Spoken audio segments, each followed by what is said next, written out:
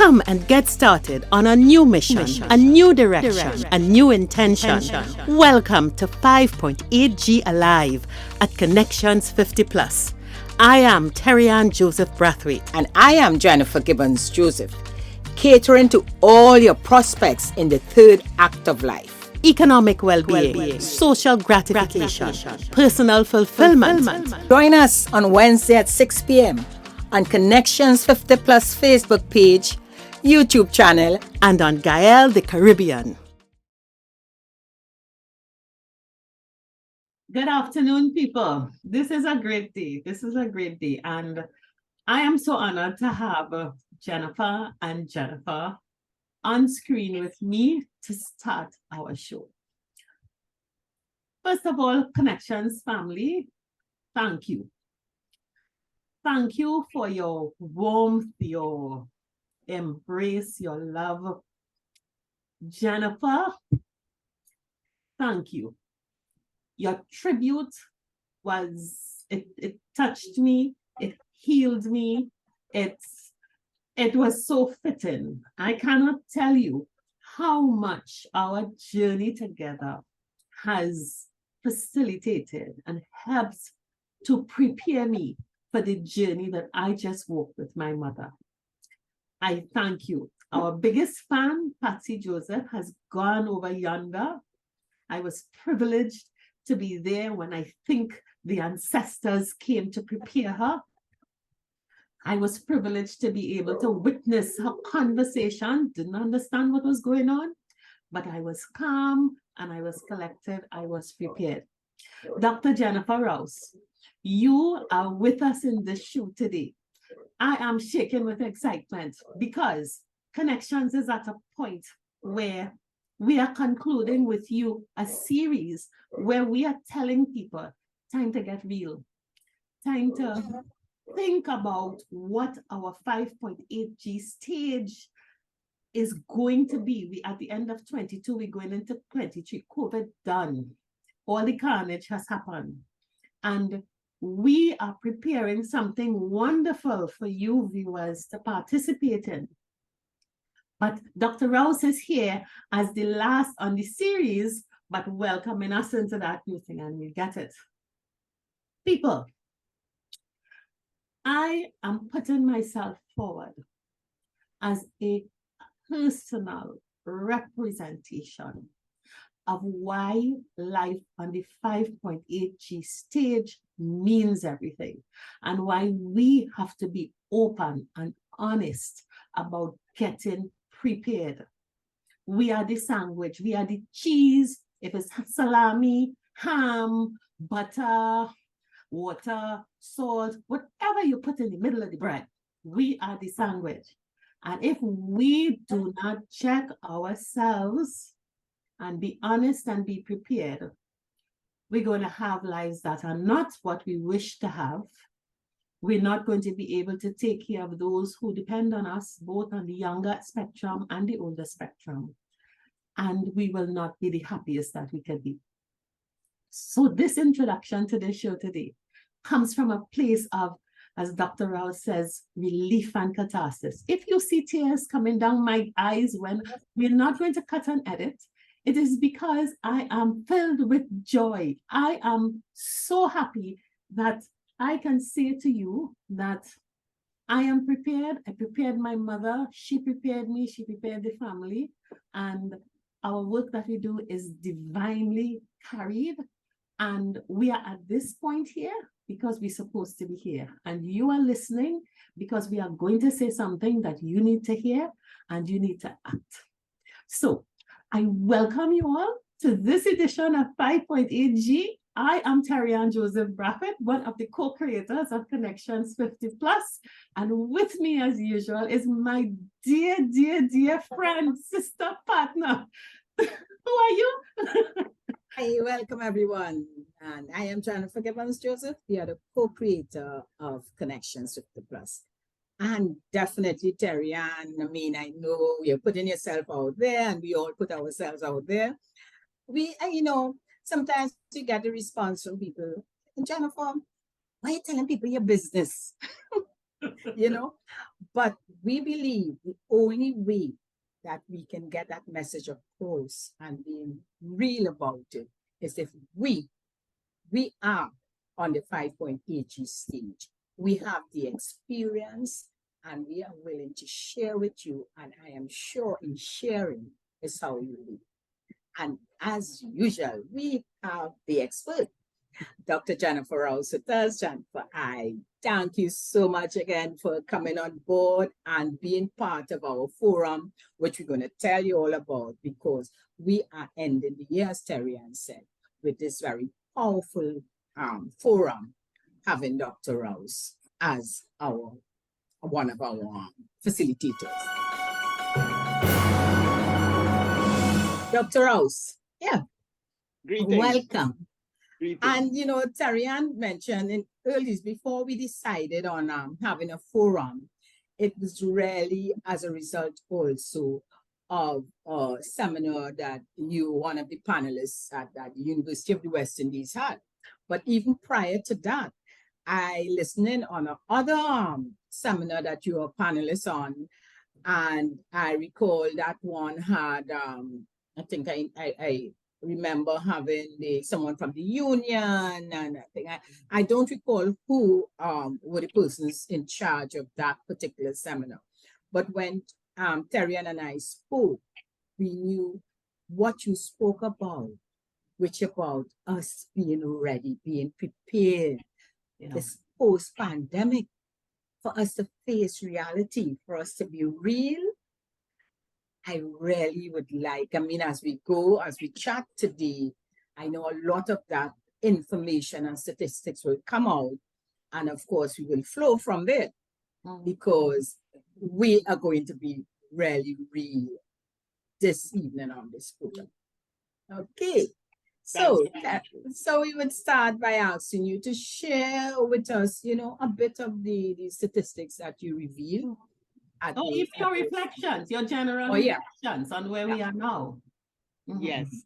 What I'm discovering from the ground, because I like to be on the ground swell, you know, mix and mingle, listen, whether it's the barbershop talk or when I buy my nuts from the vendor, you hear that conversation. And I realize more and more how much ignorance there is in the environment, you know, and when we don't know, and then when we don't know that we don't know, that is another chapter all by itself.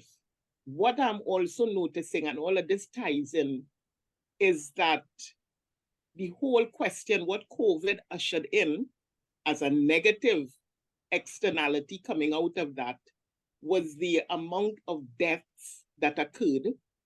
And then with that came where people, in case you didn't know, some of them cannot bury their dead because of the cost. That is a negative externality that can come. And I mean, one of the most dignified, one of the most respectful ceremonies, especially to the African diaspora, is celebrating the life that has just passed. So when you are in this conundrum, for want of a better word, where it doesn't even occur as an option. And what this has shown is that not only are people not prepared or ill-prepared for death, dying of relatives. We're not just talking of friends now, we're talking closer to home. And what you do with what happens post that death, you're dealing with finances. Yeah.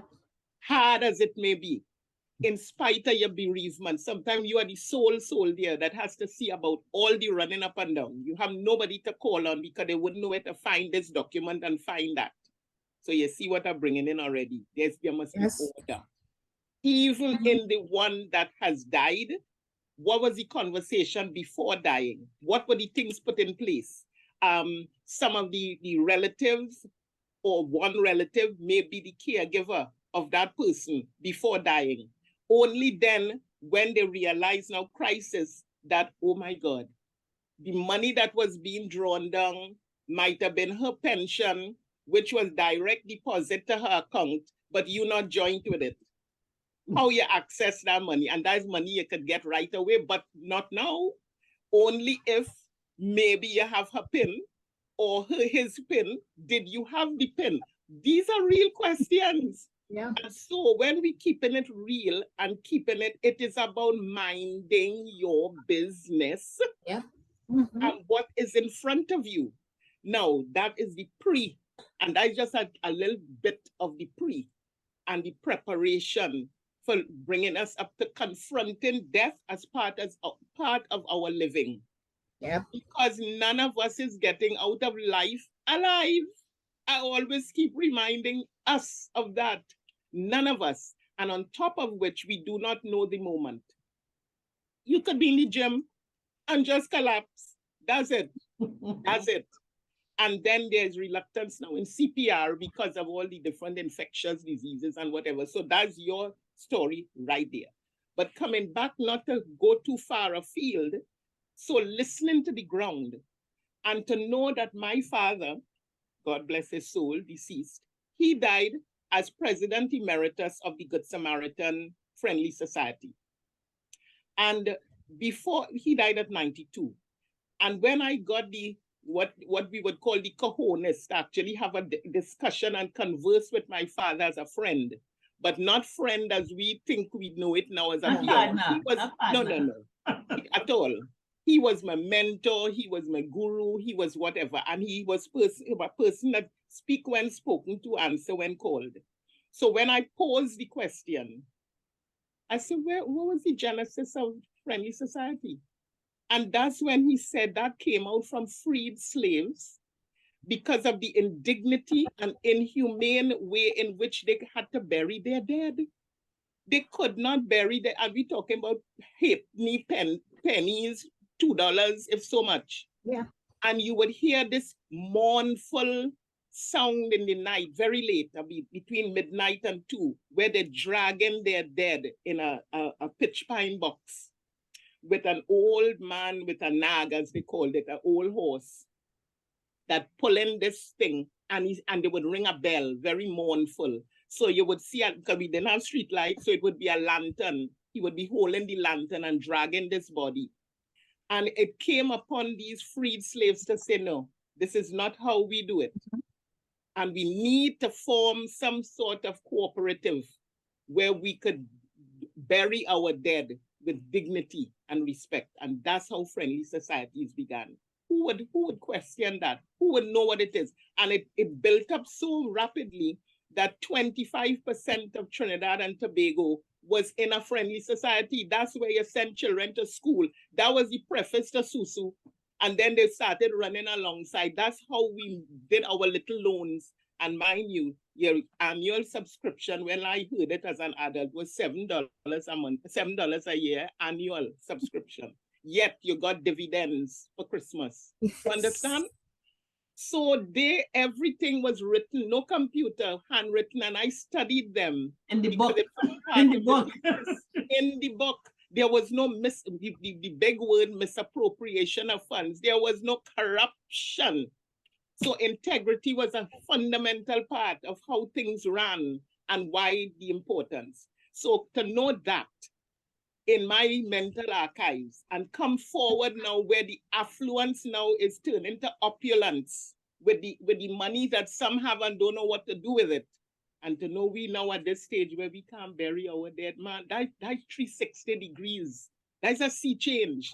What that doing to the psyche of a Black person? To know you don't even want to relieve the body. You don't want to even own up to say, my mother is there or my brother is there. Can you imagine? Yeah. So believing that as a question that is an existential question now for our own selves. Where are we going? How is it a regression? How are we doing?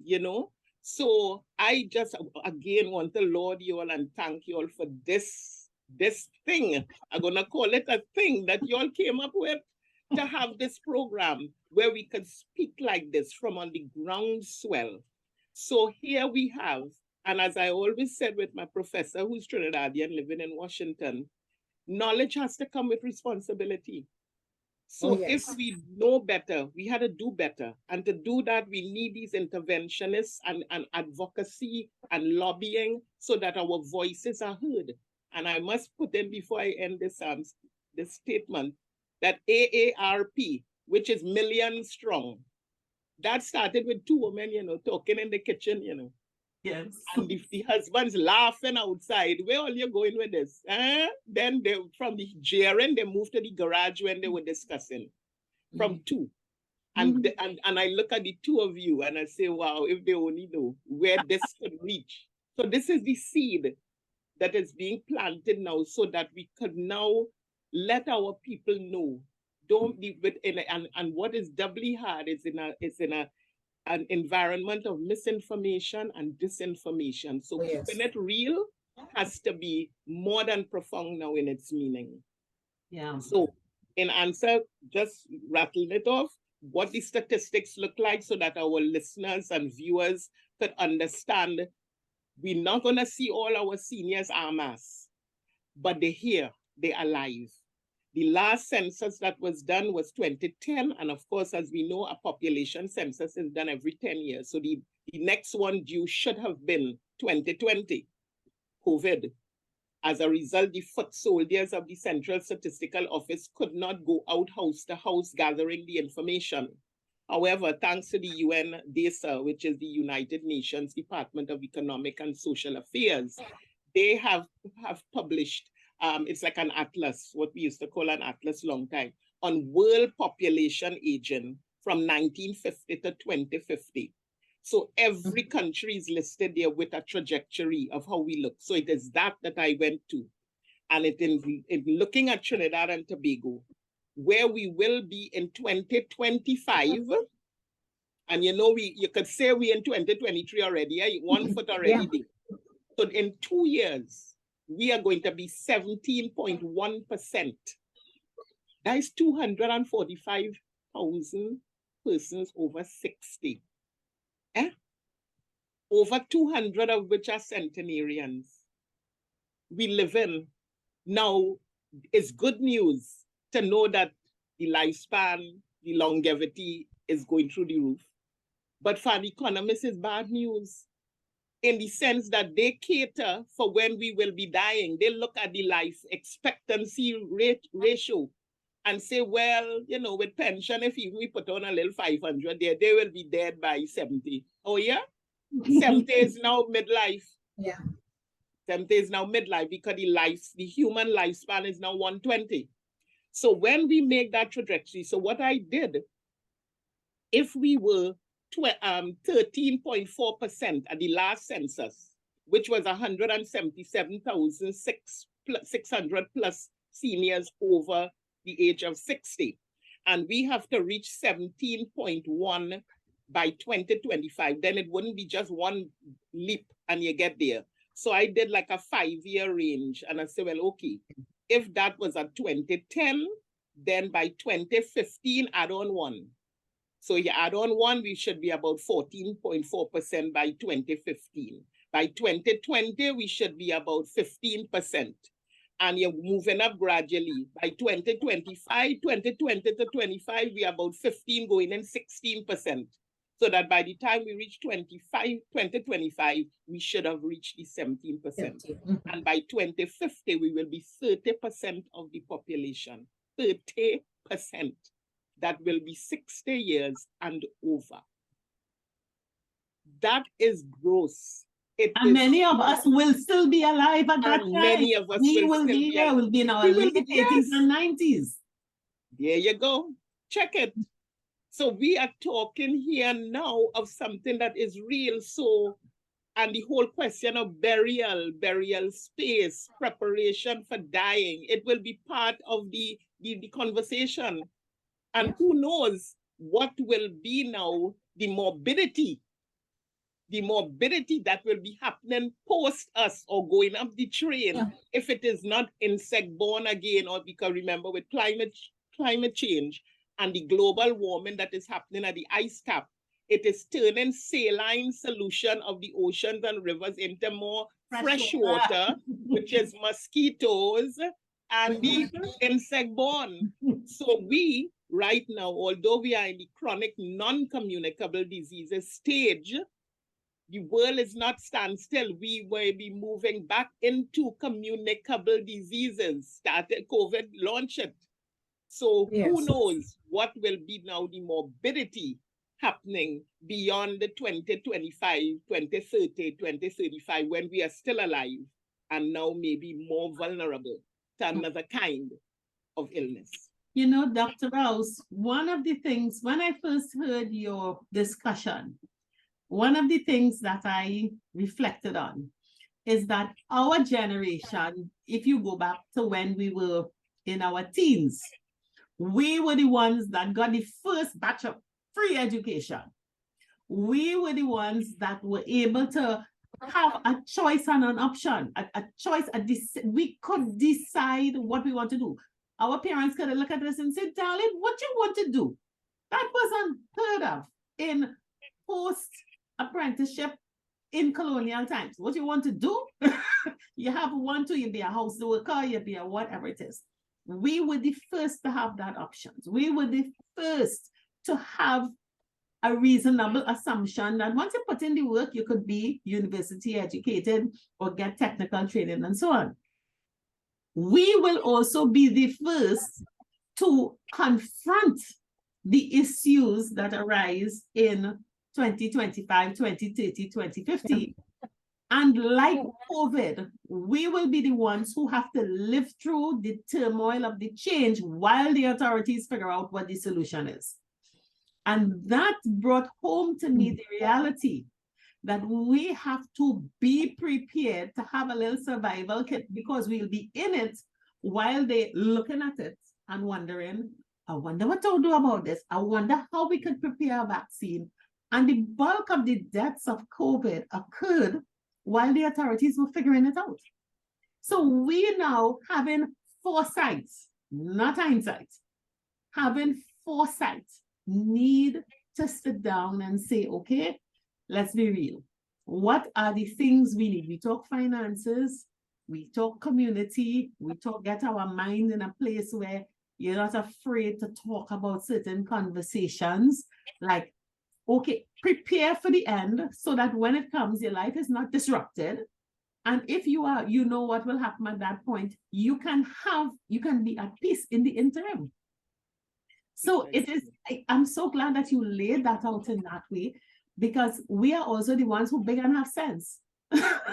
Yeah. Most educated, as a matter of fact, we are referred to as the most privileged cohort, the most spoiled. But you know what came with that? We didn't save. We were the worst savers of money. Yeah, because all before us was World War I, World War II. So they knew what frugality was. They hadn't a choice. And even with my father was a headmaster for $4 a month, he was still able to go to building and loan and invest a little something and buy a Guardian life policy for $5,000, which was big money then. So we had to wake up and smell the coffee, because it is not now just the government, which the party could change, the whole political directorate make a sea change to know what order of priorities, because let's face it, nobody likes to talk about death and dying, which is part of life. They don't like to think of the responsibility of what that means and in real terms. Then the mourning and the sorrowful part, especially if they were nurtured to be dependent on some handout from who God knows where, or that they will work forever and forever. And even that, you know, the labor they want to now increase retirement age to 65. All of these things are happening because of the fact that we are living longer. Yeah. You know? And so the way you have packaged that, it was so on point, that how do we make dying as a part of our living, preparing for it soberly, and I must add, while of sound mind. Because if you start scrambling while either the parent that you are taking care of is demented or in a dementia, You can't just go and talk on their behalf, dearie. It's now a legal matter. And a whole monkey wrench now come into play, where you thought, oh, well, I'm the daughter and whatever. And then what I also noticed, without any negative criticism, that when even I'm reading obituaries, a major thing that has changed too, where when you read an obituary of our persons, the name of the father, the name of the mother, the name of the child, the name of the last name, all different. And we're not only talking, they're not married yet. These are the children. And we don't know if they wanted to name this one after the grandparents' surname. We don't know. But when it comes to legal, and you then faced with affidavit, notary public, you don't even know who these people are. And why they want to know and want me to prove that. That is a major shift that has happened. Because when Daddy Rouse was passing, he just knew he's leaving this for the Rouse dependents, and he will put in parentheses, in brackets, the ones who were married and had a surname change, but everybody else was Rouse. That's not so anymore. So as simple as that, if, as you rightfully said, the institutional arrangements not on par with what is happening, we still in colonial. So it means that now you have to understand, with all public sector, with all governments worldwide, they operate on incrementalism. They do not take risks. They do not take giant steps. They move with baby steps. So what is happening on the ground is not happening at baby steps. No. So the term that is used to describe that gap between where we are and where the government and institutional arrangement is called structural lag. So they to know that they have a term for it means that they know, well, we are in structural lag, and they're cool with that. Not understanding the dynamic that is really playing out in that structural lag, because we are in a pension, let us call the government. We are in a pension act, not NIS here, this is pension, of 1937. You hear what I just said? I have to whisper it. All they were doing was adding on a page for an amendment along the way. But we operating from 1937. Nobody could tell you clearly, disaggregate how the quantum is 3005. Because you know, over the last couple political general elections, a 500 was added on. And it's a grant. It's not a right. It's a grant. You understand? The word and all was changed. When the government of course. Away. Dr. Rouse, you have highlighted so many areas that showed clearly that if we don't prepare, we're in a crisis, you know. So we do have to take action. And you mentioned, yes, and because of what you said, what you said, confirming the need to have legal advice and to know what to put in place, that we have added Bernard Shepherd, who's one of our guests 2 shows ago, who's an attorney at law, who would be joining you on the forum to answer questions and to clear up that aspect, those legal aspects.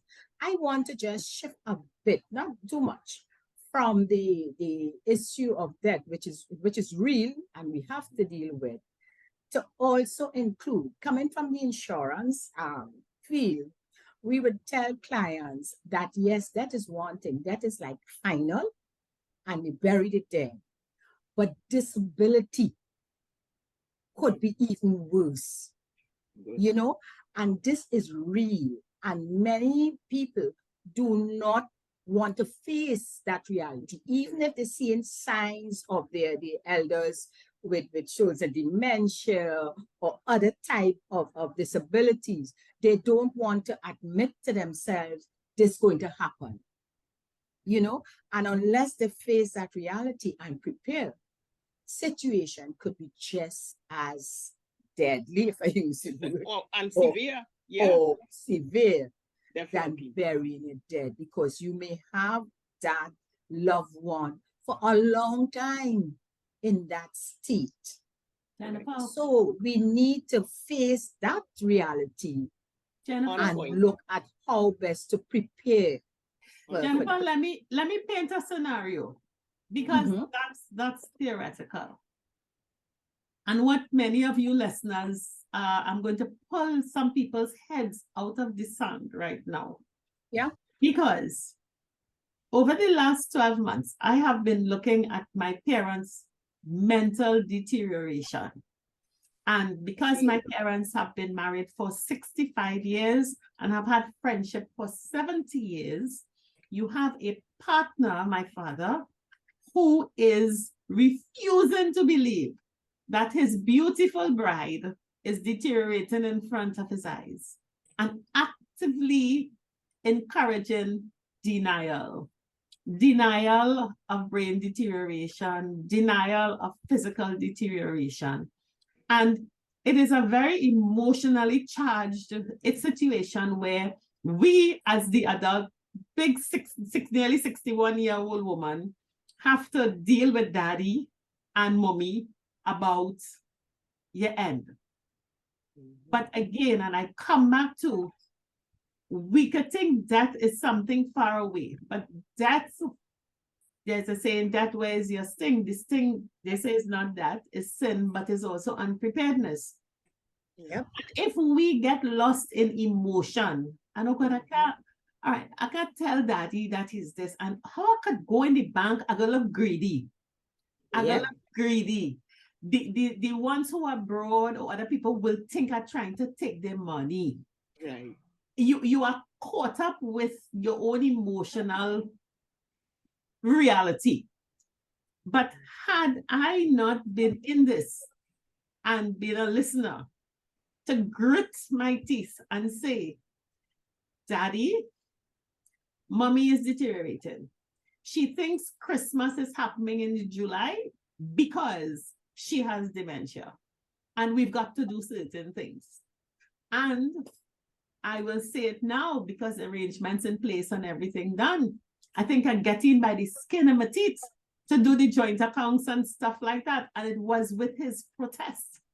I literally had to pick her up, put her on the chair in the bank, endure the thing. And once it was done, the deterioration was rapid. And the fact that you had that there is, it was the thing that allowed us to have proper, the closing that was befitting an African queen, who my mother was.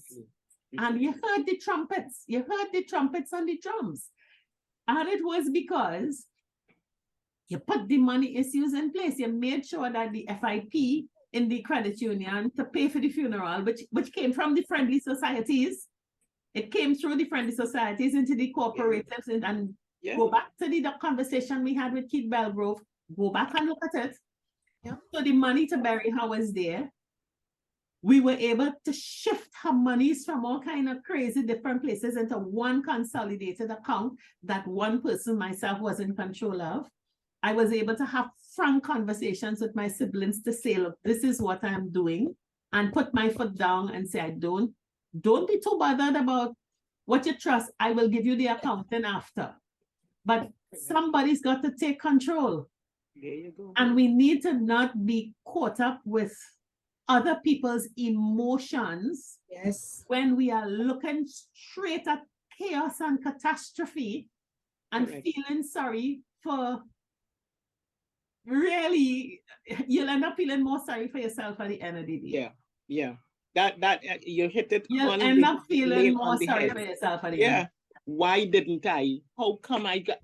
That's what I'm facing with some adult children who I thought would have known better. No, they don't. I thought would have known better. No. You see the thought?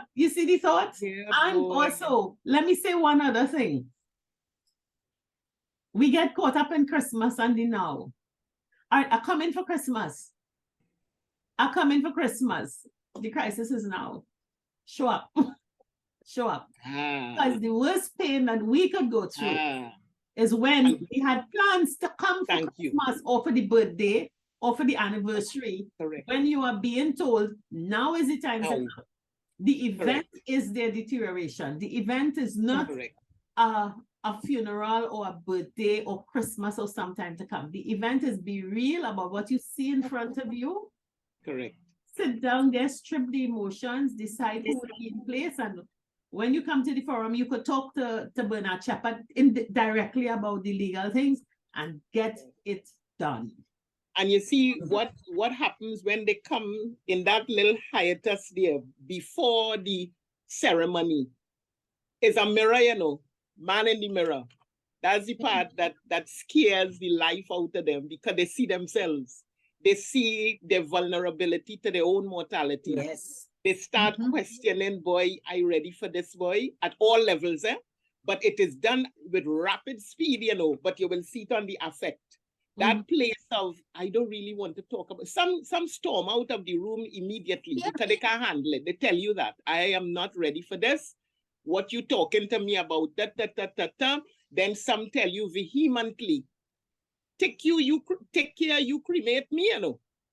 I want to be buried. You know the cost between cremation and burial, eh? Don't even go there. And they are directing you as if, well, if you violate that, your big toe, they're going to pull that big toe to make sure that you went against their best interests. You with me? All of them are the thing. Go ahead, Jen. No, you said something there that I know and we all experience it. And I really find it's very annoying when your sibling will watch you and say, well, I can't deal with that. You could deal with that. I can't attend the funeral because I can't see her going down in the grave or being cremated. I can't watch the face.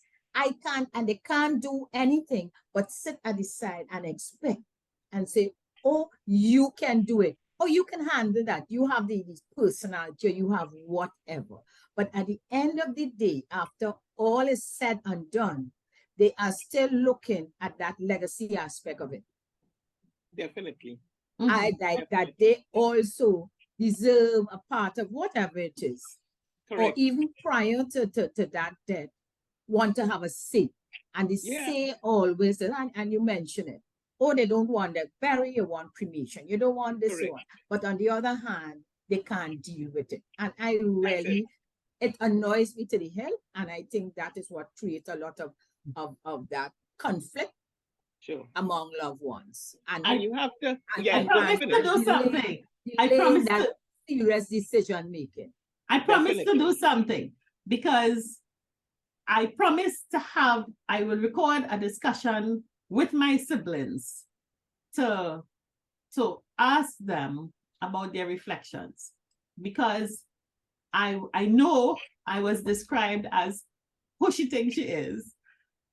They have 4 children, and why are we not being involved in process? But at the end of the day, worse yet, Terry-Ann, if you are the last, eh? Are you the last? Oh yes, yes. But I will say that again, you have to think now. Somebody's got to keep seeing things with very clear eyes, and you cannot become annoyed. And I had to do a lot of deep digging and see that annoyance wastes time. And as time goes by, you lose opportunities to put things in place, to get to the lawyer, to get it done. Let the talk go on. Because at the end of the day, when the end comes, and you know, I'm talking about that of a parent, it could be your daughter, and it's your unprepared children, and Dr. Rouse, we could get into what is going on with them.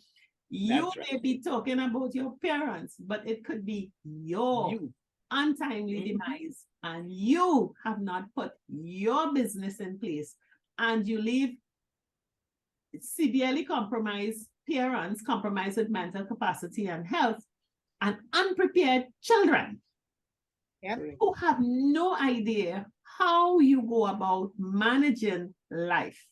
the household budget, the maintenance of the home, the savings, the arrangements, the groceries, how you manage the economy of the home. And if you drop down, if your parents drop down, you're still there to brace it up. But if you drop down, you are leaving wilderness and wildness.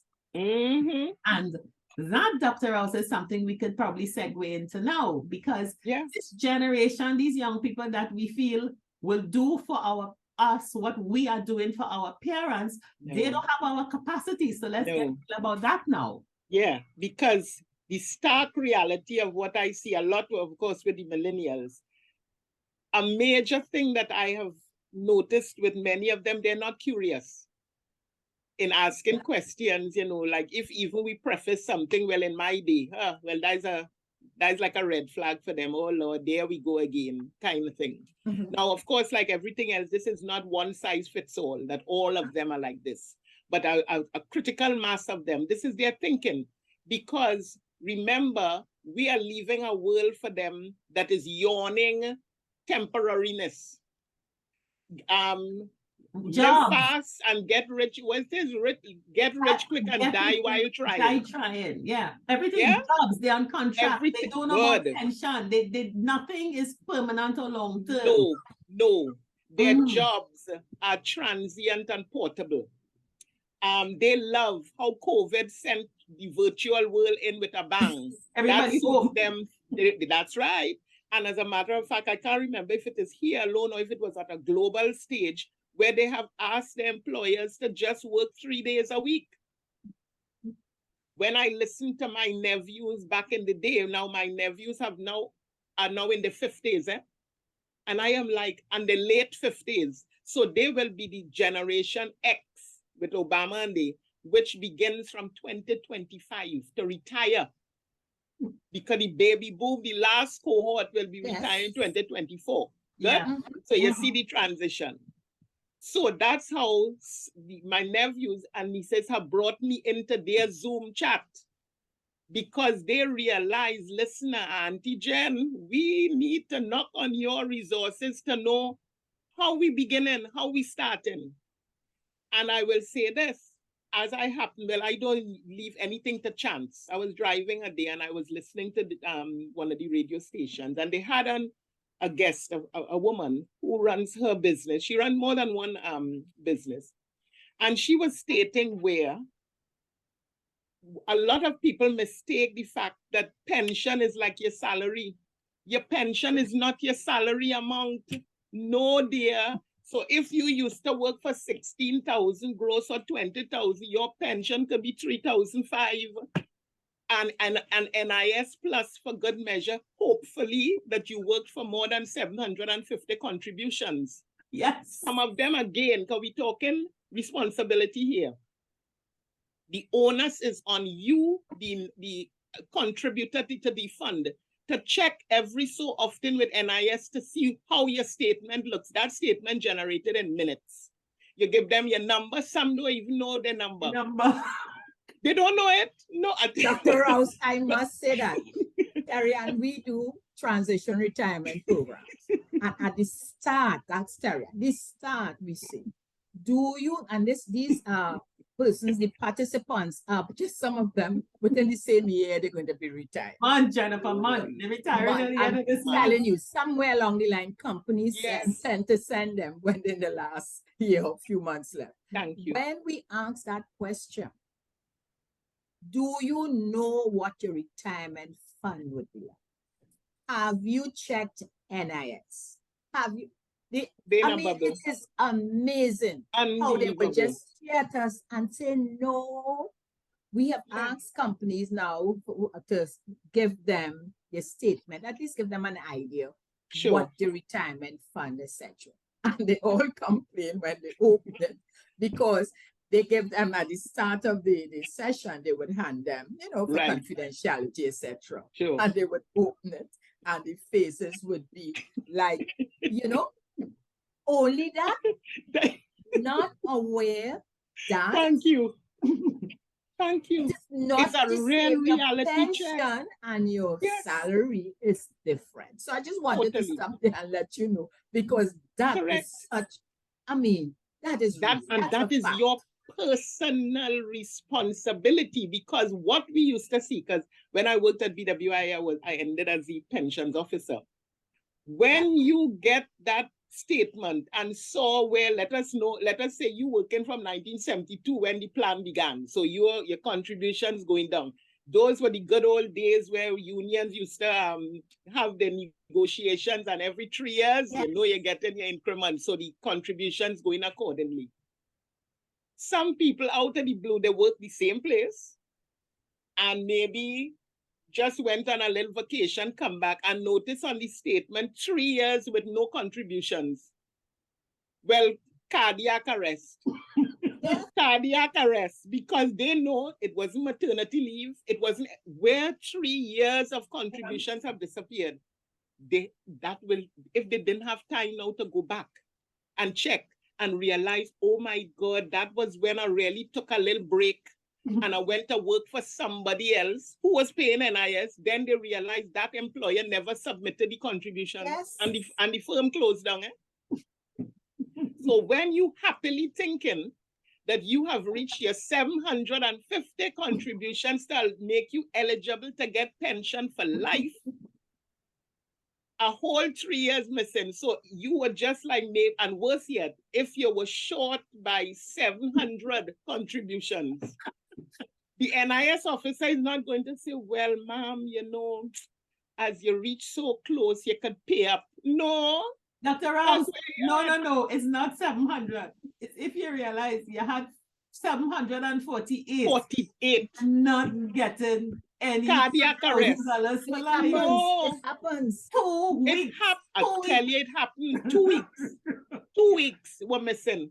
And as a result now, you getting a lump sum of what has been in the fund under your name, and you get 3 times that amount. Take that, and that's it. Well, you know the shock. So you banking on this 3,000 for life, and your contributions ain't matching. That is a one shock. That is again not minding your business. Then, as Jenny so right, Terry Ann so rightfully placed, parents, it's easy to be a mother and father. The parenting, according to Oprah Winfrey, is the hardest profession, job, you name it. She don't want to change what she's doing at all for that because of what it requires. You will be mother for life. Yeah. That child is your child for life, irrespective of all the variables that could happen, divorce, disability, as you say. Because as I said I think it was the same conference in Salisis, it was Salisis, Jen. Yes. Okay. Where when vehicular accidents happen, what is recorded in the newspaper are the fatalities. They don't record who badly wounded, disabled for life, that requires you to retrofit your house because they can't get to their room. The doorway too narrow. So you may have to break down a wall. You have to install a bathroom and toilet downstairs because you had it upstairs with all the bedrooms. This is now your son or your husband or wife or your daughter. House have to change. And you looking at retirement, you can't wait because you know when you reach like your second to last year and think, oh God, you're counting retirement by the hours. You're not expecting this at all. At all. Where you going now to get a loan? Because it's not in your savings. Where are you going now to get a loan to retrofit your ground floor? And then you have to have wide spaces, not too much, because this dependent, that is what we're calling them now, because it's a dependent more than the name, is in your care. They can't be, if now it is not in your household physically, but they were living on their own. It could be a parent or a sibling that never married that was there with them. And that occurred. You then, the sandwich generation, have to kick in and say how we, and there's where the conversation is important, panchayat. You had a huddle. You had a huddle. This is real. You had to have that conversation because Hollywood had us believing that a will had to be read. No, dear. They have fights among siblings for who want a copy of the will. They go in Red House. They go in everywhere because they feel you're jibbing them. You're not telling them everything. Worse yet, if Terrian as the if a will was done and Terrian as the last is the executrix. Ay, ay, ay, ay, ay. How you come, you now reach. We see when you were born. There's the argument. There's what could happen. But, and this is rather the responsibility of the parent. It's not where you fall in the lineup of the dependent children, you know. It's who has shown responsibility, who has shown integrity, who has shown a level head. If that person happened to be the last, the second to last, or the first, that's who you will leave as your power of attorney. Some again, and I don't want to encroach on the legal part because we have in the forum, but I must say this, when you hear the term touted, power of attorney, you say, you know, I'm getting down. Now, just how Jen mentioned about disability, and you're mentioning that to the parent or whatever, they don't use the word. They prefer to use the word infirmity. So infirmity kind of neutral, you know? It could mean I'm just lying down. Hello, you're disabled. We all, look at all three of us. Move this and you start to go to. Yeah? There's a disability. This is a, because you don't have 20/20 eyesight anymore. Your hearing eventually, well, your hearing is one of the highest, your auditory function, they stay the last to go, you know. So, but still, along the way, all the bodily processes are slowing down. I mean, oh God, it's 70 and over, and we checking, we counting, going up the way. It's 70 and over this frame with you. Yeah. And if you were not taking care of it, that is a whole other discussion. What we mean by taking care of this. It costs. Yeah. To get the dentist to check, you wait until you have pyorrhea with the black line on the gum. When that black line shows at the base of the tooth, the damage is already at the root, you know. That is now where it's now making itself manifest. Yeah. When last you went to the dentist, you start to look up. When last? They have some, I not wearing dentures. I am, yeah, but you're caring for the teeth in the meanwhile. How you do what you do, you don't just get there. Yeah. Check your eyes. And if even you don't like spectacles or you don't like contact lenses, are you doing eye exercises? Because they have that too, where you could do eye exercises, change your diet. All of this is in the plan. Yellow and orange vegetables and all these things. You could change all of that. Yeah. All of that could be a mental shift. Yeah. So in the role of the parent explaining to siblings and having this panchayat and letting them know where you have what, not necessarily quantum here, but this is the key to my wardrobe or my chest where I keep the dum. The one who is going to be executor or executrix, it doesn't have to be within the family. And he will mention all of this when it comes to will preparation and estate management. But the mere fact that it is on the table, many don't want to go there. Yes. When I studied, I said, wait, I am the last in my family. Unmarried, no children. I said, Ma Rouse, just go and open your FIP, please. My family indemnity plan. I don't want any frou-frou because I am cremated. They know me. Cremate me and scatter the ash. So I eliminate immediately the cost of a burial site in whichever cemetery. The grave diggers who you want to give a little extra to or whatever. Don't forget the casket, which nobody will see again. And I am like, but that's not how I live. That's not how I live. That is, and again, this comes under emotional intelligence. Emotional intelligence is being so pragmatic, so practical to face the thing and say, you know, I could just be wrapped in robes. Give me my kente cloth and wrap my body. Don't even bother to go in all that thing and just, and even cremations now. When my father had his in 1999, It was 8 hours. Now cremations are 2 hours because of the technology and improvement. And you get your ash, you could bury it in an urn, in whichever grave, or you could scatter it. It's all up to you. All of those are what you call advanced directives that you are doing while of sound mind and to who you trust.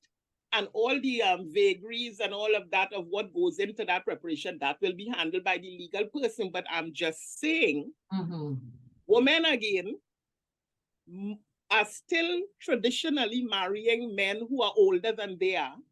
Life expectancy shows from when Jesus was a boy that men's life expectancy is lower than their female counterpart. So that for the men now, life expectancy average is 78 years. That is 18 years after you retire if you're left at 60.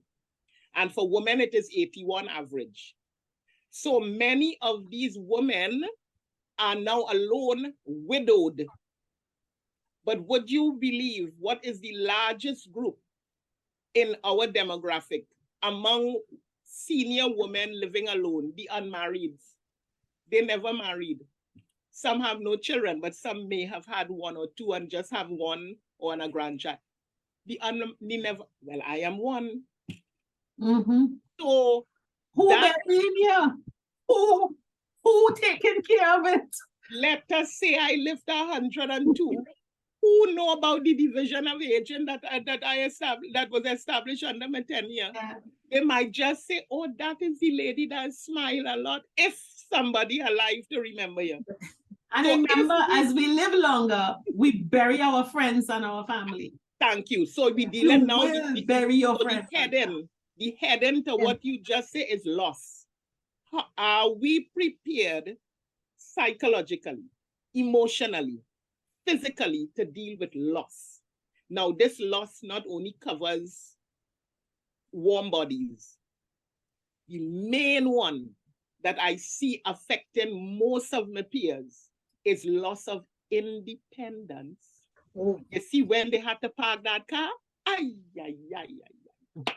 where the car just bunks that starter and go because the whole orientation on the road with the traffic, when they were driving in the 60s and it had X number of cars, no dear, it's not now. So cars will run them off, some of them off the road. They bounce it here, they bounce it there. Some also get anxiety because hypertension is real. And the fear. So you again, as a child of that person, have to have the cojones to confront it and say, Pops, I know you love cars from way back, but here, I remember having that. When we had to do that with our dad. You see? It was, you had to actually take away the keys. You know, we had to take away the keys and give it to my brother and say, hey. Correct. Hold that. But ladies, really difficult, that release. Yeah. But ladies, I want us in our last 5 minutes here to really, because we go in and we talk in. Right. And I want us to hone in now to the reality of their issues. We are going to have the forum. Right. And there are certain things you have to plan for, because what we are saying is if you put plans in place for that end, the time between now and then is easier. So and what a lot of us do is when a dead are done, and a lot of us are happy to leave the chaos because are dead. But what you have to remember is that you are going to be in the chaos and responsible for the chaos. So the forum that we are having is to give you in a private, personal space, which will have a limited number of people, access to Dr. Rouse and access to Bernard Shepard to ask the questions that you're ashamed to say you're concerned about, to find practical, so what can I do? Because you're already a pensioner, you can't go back and start saving, you have no money.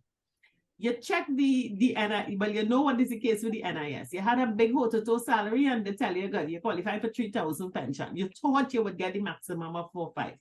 No, very few people get that. You look at your situation with, you have so many siblings and the only asset in the whole family is a house, one house. And you have grandchildren, you have siblings, and you're wondering, all right, housing is an issue because you're looking at the grandchild and you're thinking your grandchild should get the house and the other one watching the grandchild, because everybody, children, catching the tail in this 2022-23 economy. So just to give you a sense of some of the topics that we will be discussing in our forum, Dr. Rouse, I want you to talk about what is the housing challenge, not the solution, but the reality of housing that we have to deal with and face as we live in the 5.8G and find life getting impossible. Sure. Dr. Rouse, before you respond to, I also want to add that for this forum, please, those at 50, listen to me, who may be still in the workplace.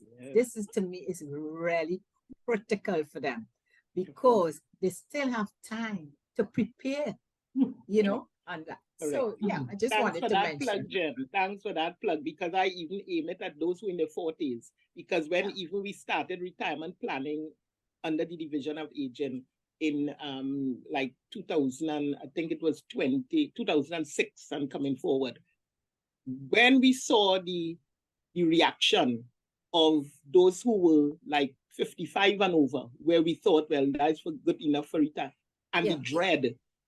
In subsequent years, we went backward so that we invited like the 50 to 59, then 40 to 49, then you follow 30 to 39, and the 20 to 29, and it was the 20 to 49 that were the ones who really benefited because they could have opened bonds, they could have gone to UPC. Start planning from them. You got it? Yeah. So, coming back now to Terry Ann's question. The buzzword. Housing. Listen to me. It is number one on the list of elder abuse. Number one. Remember our parents, grandparents, that was their biggest asset because of the mortgage and what have you. So they took, and as a matter of fact, like what would have been our grandparents, their first word never was sell, you know. It was a clause they used to insert that should in case any relative in the chain, grandson, grandchildren, great-grand, are destitute or in need, that's where they have to come. They have a roof over their head. That's how they used to put it. Yes, so when they were building those houses, grandparents' age, and you know I ain't the spring chicken, the material wasn't even the concrete we have now. It was nuggins and some little mud added in there with, you know the thing. So it was incumbent on their dependents to now replace what was wooden into concrete, little by little, which they did with Susu, Friendly Society, where was the little rickety windows, start putting steel frame so that could act as burglar proof. So in other words, what you met, you're leaving it a grade up for the next one to come after. But what you found happen, especially among our diaspora, sell land, house, whatever. And another big issue, and I heard you come on to wrapping up for these last 5 minutes, because of pensions, being pensions officer, it started opening my eyes from then. Common law relationships. Listen to me. We had some, when we were doing— And the obituaries, nobody's name is the same. So we know what we're doing. You live in South and you're working North. You have a family in South and you have a family in North. We know about that. Listen, that was my eye-opener. Because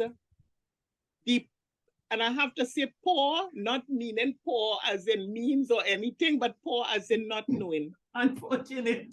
Unfortunately, not knowing. So when she heard hubby drop at the time clock, come in with it, and you know, the children will be this hitting image, so you can't even say you trying something at all. Same face.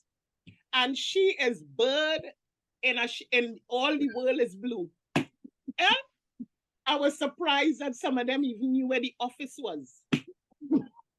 And she's coming in hapless victim, you know, to say, well, I hear that my mister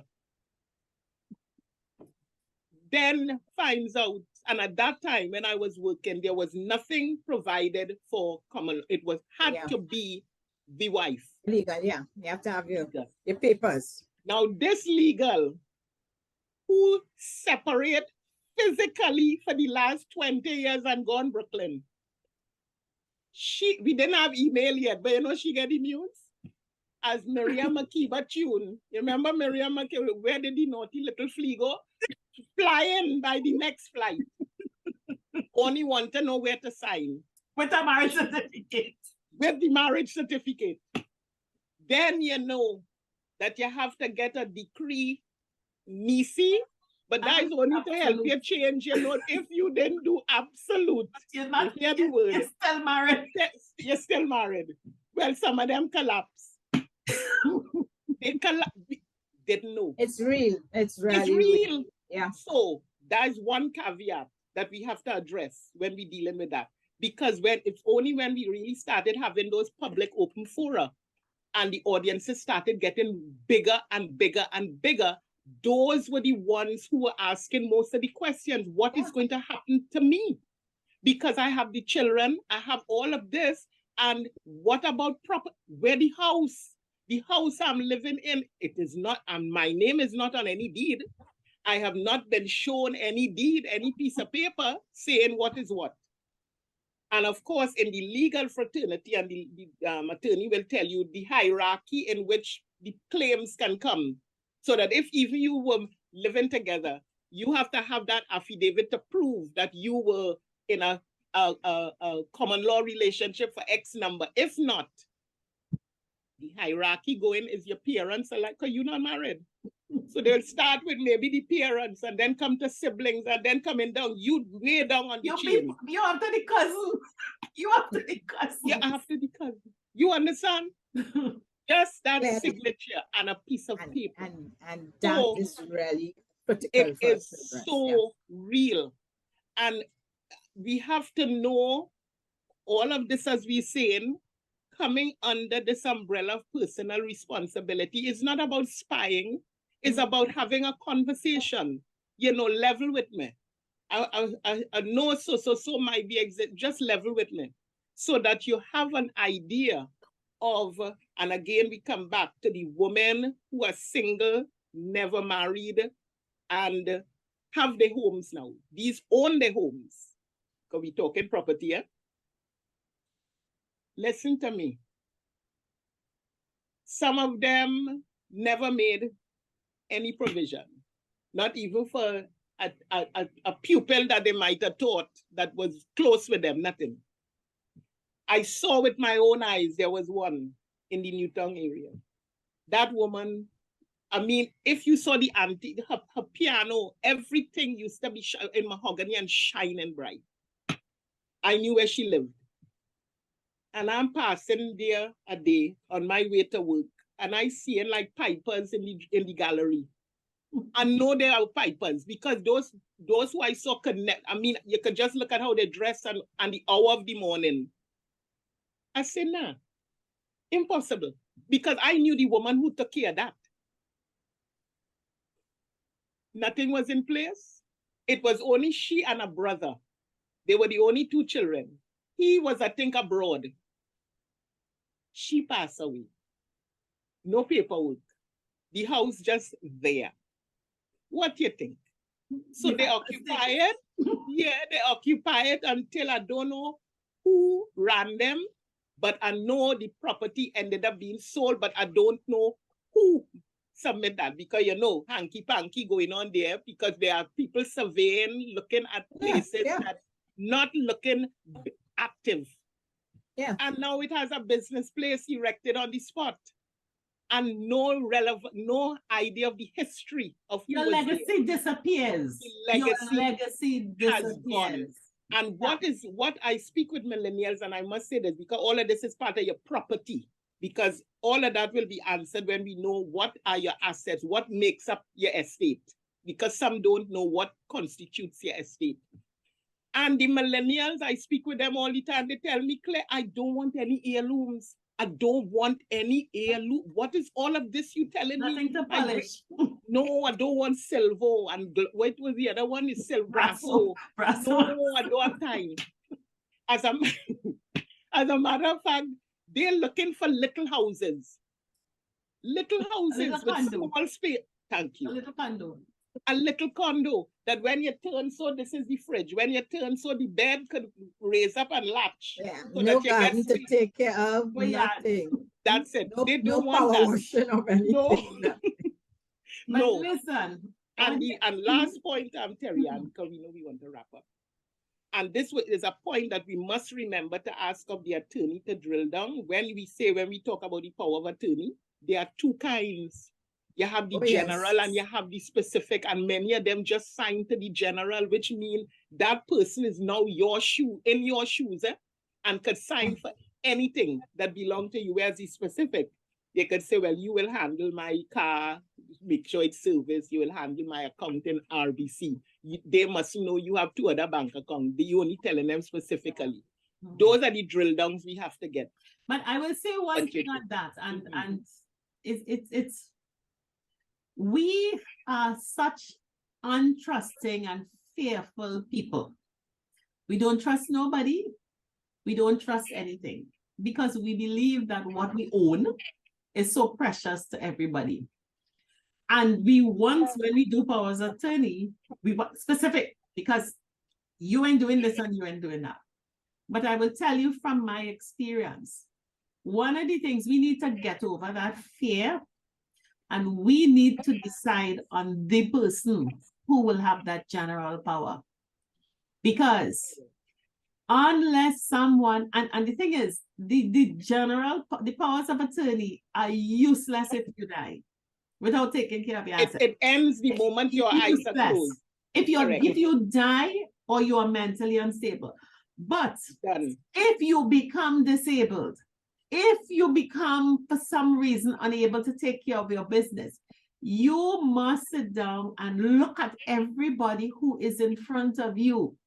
Child, friend, niece, neighbor. You have to decide, trust somebody, put it forward, and say, you have it, and let it go. And if you believe that your belongings are so precious and you don't trust the person, start to give it away now. If all you've done with that teapot in the credenza for the last 10 years was wash it every Christmas, give it away now. Give it away now.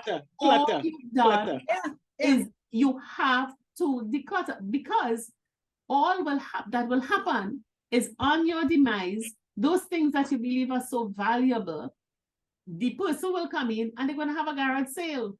And immediately it's going to be sold for $10. That's right. All right. I know it. I know it. Knows to do it is going to get it for $10. Yep. All right. So you have to, what we want to do in this forum is really give you an opportunity to be real. Be real and be prepared. Sit down and think about, write down all the things that you have that you're so careful. Write it down and attend the forum. You're going to have time to ask Dr. Rouse questions, ask Bernard Shepherd questions, and say, really, I have the brass tray. It's real big, you know, and it have designs and it have the Last Supper engraved on it and everything like that. And I bought it for, I think it is worth X. But you'll realize you need to do something with it. And you'll also realize that holding on to the mansion that you're living in with all the different stairs and rooms and stuff like that, you're preparing a prison for yourself. You are preparing a prison for, remember, you are going to continue living. you are going to continue living if Yeah. you have your 50s, your 60s, your 70s, your 80s. And Correct. as you go on holding on to things, the generation is not interested. No, The generation ahead of your parents not. able, and you're in a fool's paradise. So let's make our 5.8G a real paradise for us so that we're smiling going down the road and happy.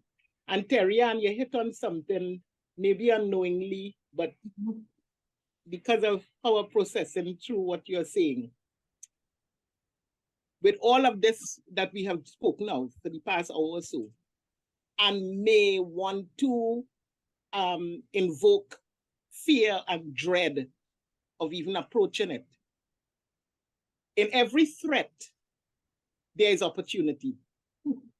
And what I'm seeing, because I'm doing it, and this is where the economics and the finances have to also be budgeted for.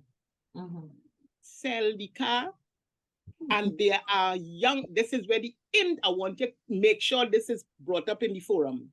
That intergenerational link, you have to have the whole question of trust, a trusted driver. Housing and mobility. How you get the groceries? He or she, because I don't go into the gender part, he or she, they have real good women drivers. This is opportunity for them now to do what Uber and they were doing.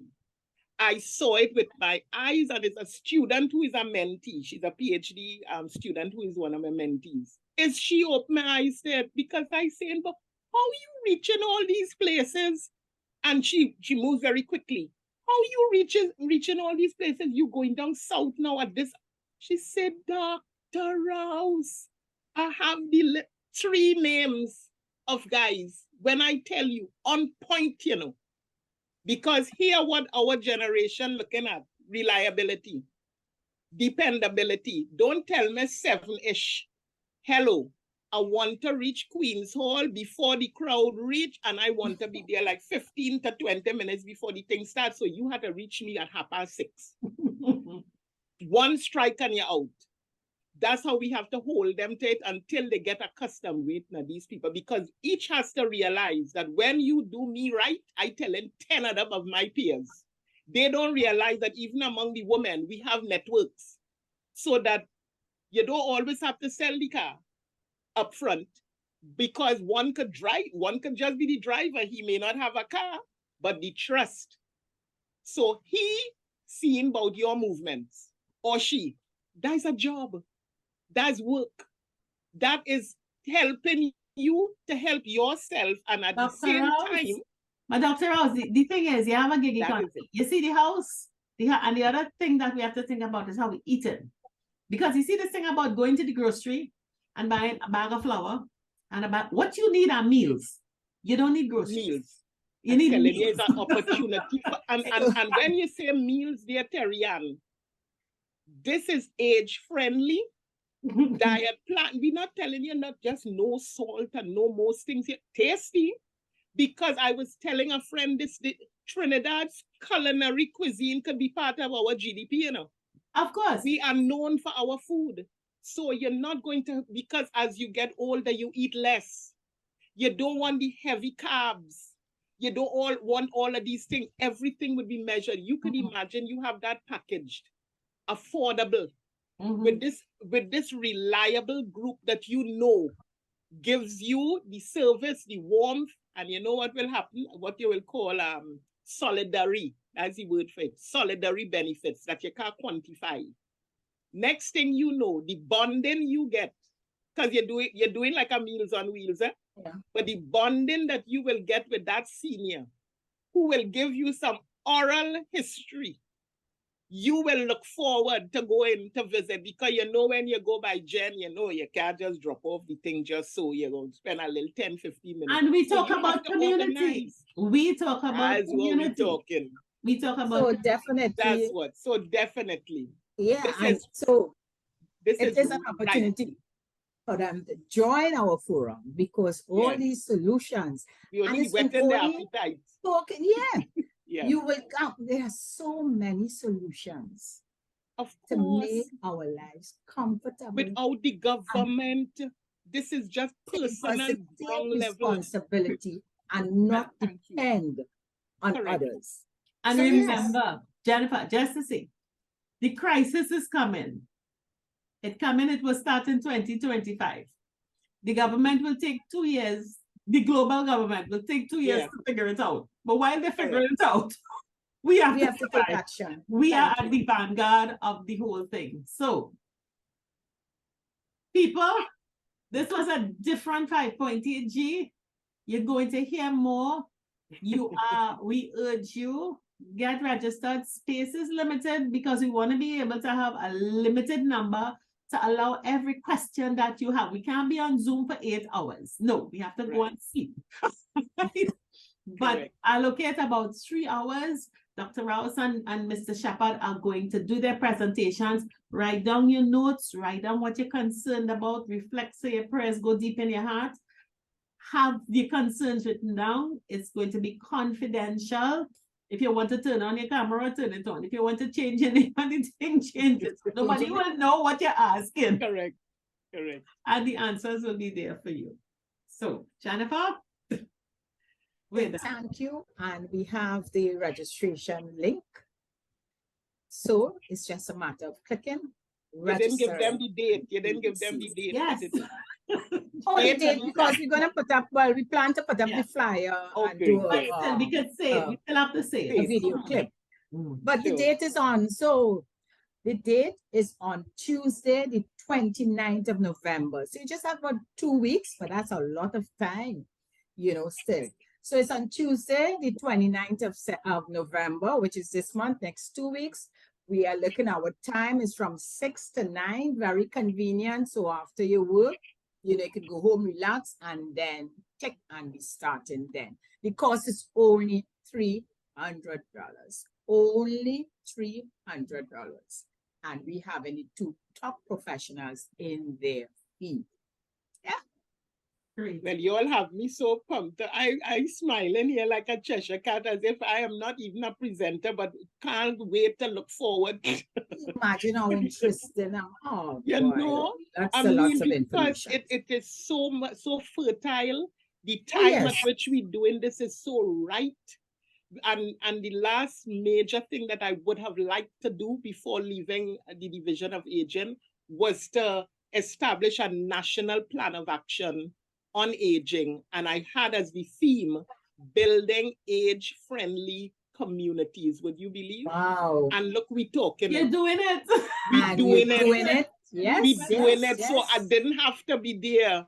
Days where I had to be. Days where I had to be. The little government by will little. take too long. Yeah, boy. I say, look at this thing. It come right and meet me right here in my lab. Building age-friendly communities. All the set of crime and the young people, they know what to do and they're looking at work. And this is a book you all must know by Thomas Sowell. He's Caribbean born, but he's a professor in one of the universities abroad. When work disappears. Because how we see work in a desk by a desk with your name on the wall, that is going to be all out there because it's on the ground. And these young people and even the middle ones, the middle executives, as we would call them, all in the 30s and 40s, they have to be like the administrators, the management, because all these services that we will be wanting to see done in communities have to be managed. Absolutely. You need leadership, you need admin, so that persons could have relevance to why they study and what they study. And that's the link we're going to be making, Yeah. Why you study, what you're going to do with that degree, they don't have a clue. But when you make sure that you are trying to make fora and opportunities for them to, and not just be waiting for an employer, but to be their own employee. Let them practice taking care of you. Thank you. You got it?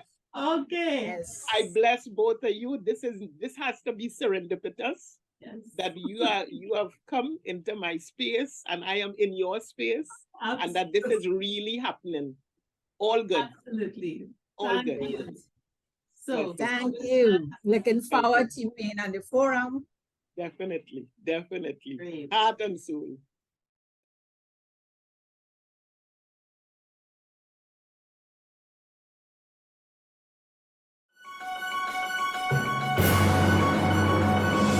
50 Plus tribe and followers from Trinidad and Tobago and the Caribbean. Thank you for joining us on this Connections 50 Plus 5.8G Alive show. We hope you enjoyed the lively conversation and look forward to seeing you next week. Don't forget to like our Facebook page and subscribe to our YouTube channel. We really love getting your feedback. Bye for now.